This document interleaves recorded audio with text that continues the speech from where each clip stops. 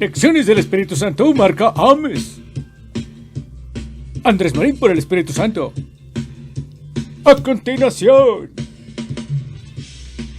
Nunca llegas tarde, Señor, ni tampoco muy temprano, en ninguna situación ni por ninguna circunstancia. El Caballero Eterno.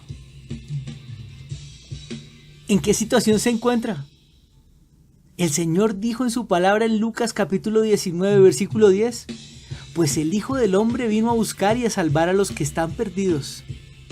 Porque nuestro Señor vino primero a hacer la voluntad del Padre, que tenía el propósito de salvarnos de la muerte y la esclavitud que habíamos perdido en el Edén, cuando Adán y Eva pecaron. Señor, gracias por tu palabra, que es el alimento perfecto, porque sale de la boca de Dios. Bendícenos con tu Espíritu Santo y da luz a nuestro entendimiento, en Cristo Jesús. Amén. Durante un trayecto y después de haberle agradecido a Dios por todas las bendiciones, nos pusimos a hablar con una persona que me acogió a mí y a mi familia mientras estuvimos de paso por un país vecino. Entonces, hablando, me contó de sus experiencias con su abuela, lo devota y religiosa que era, tanto que a veces un poco estricta con algunos temas pasados de más para su concepto. Fue una conversación bien amena.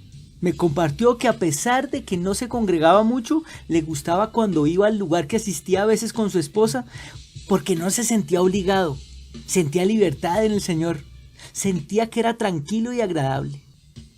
Me dejó claro su entendimiento entre el libertinaje y la libertad. Dice en 1 de Pedro capítulo 2 versículo 16.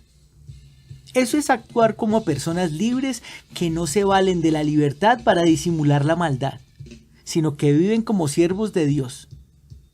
Claro, justamente porque la libertad muchos la interpretan como el ladrón que sale a seguir robando, y esa no es libertad en Cristo Jesús, eso es libertinaje. Recuerdo el pasaje que da origen a este alimento hoy. Me contó de la religión que profesaba su abuela. Hablando, me dijo, pues lo que yo creo es que todas las religiones llevan a Dios, y pues que mientras se haga lo bueno y correctamente, pues bien. Pero mire la actitud, que habla mucho de una persona.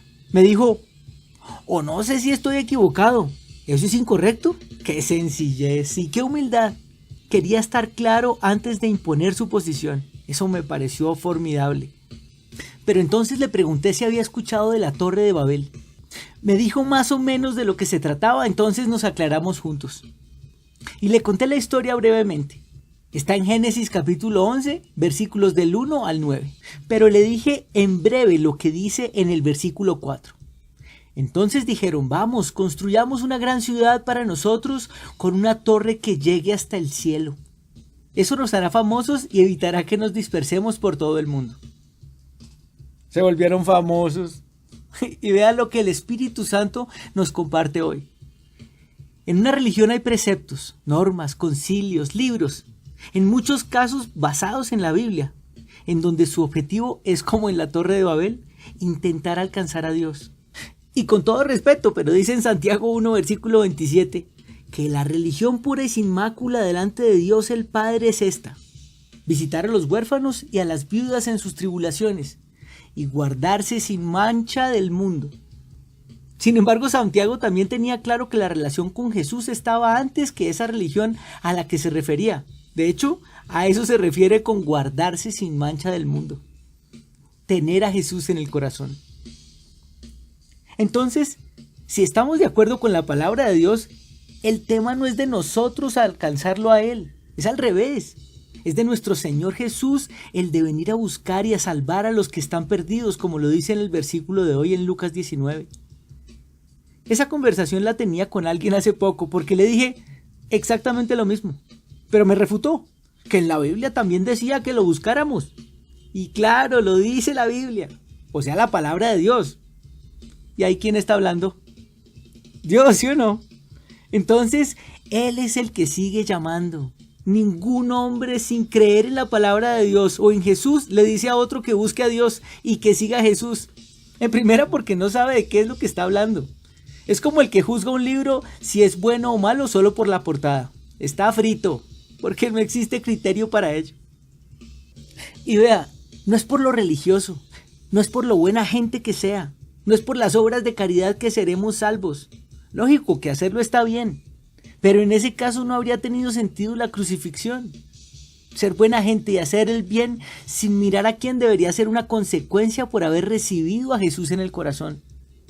Yo le pregunto a la gente qué es la salvación y me dicen que se basa en eso, en ser los mejores esposos, con canitas al aire con la secretaria. Ah, pero eso sí, siendo buenos papás, pero diciéndole a la esposa bruja delante de los hijos.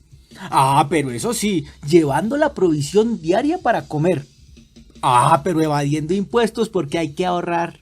Ah, pero eso sí, yendo a misa cada 8 días. Creyendo que el que reza y peca empata.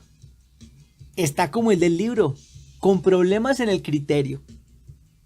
El que crea que no comete pecado, el que crea que no con un par de cervecitas diarias no le hace daño a nadie, está en un error impresionante, porque no se da cuenta que así no hable con nadie y en efecto no le haga daño a nadie, pues fíjese que le está haciendo daño a su cuerpo, y el cuerpo es el templo del Espíritu Santo, como dice la palabra. O el que ve pornografía, por ejemplo, solito y no le hace daño a nadie. Sepa que cualquier pecado pequeño o grande que no sea detenido siempre crecerá y siempre querrá más y más, así hasta la perversión. Dice en 1 de Juan 1, capítulo 8, que si afirmamos que no tenemos pecado, lo único que hacemos es engañarnos a nosotros mismos y no vivimos en la verdad. En el versículo 10 es mucho más diciente. Dice que si afirmamos que no hemos pecado, llamamos a Dios mentiroso y demostramos que no hay lugar para su palabra en nuestro corazón. Ah, pero Dios es lo máximo. Y para cada uno hay una misericordia nueva cada día, porque nos ama si clamamos a Él y le creemos a su Hijo, nuestro Señor Jesucristo. Y si está escuchando este mensaje, como al principio, el Señor nunca llega tarde, ni muy temprano. Él siempre llega a tiempo, sin importar el estado en el que estemos. Él es fiel. ¿Serio? Esté como esté, con muchas manchas de pecado, créalas. Él lo acepta y lo ama, porque escrito está que si usted confiesa con su boca que Jesús es su Señor y cree en su corazón que Dios lo levantó de entre los muertos, como dice en Romanos 10, versículo 9, recibirá por la gracia de Dios el regalo de la salvación. Soy Andrés Marín, y después de haberlo recibido, entender por qué es que este amor crece y crece día a día. Porque está escrito, nosotros le amamos a Él porque Él nos amó primero. Bendiciones por montones.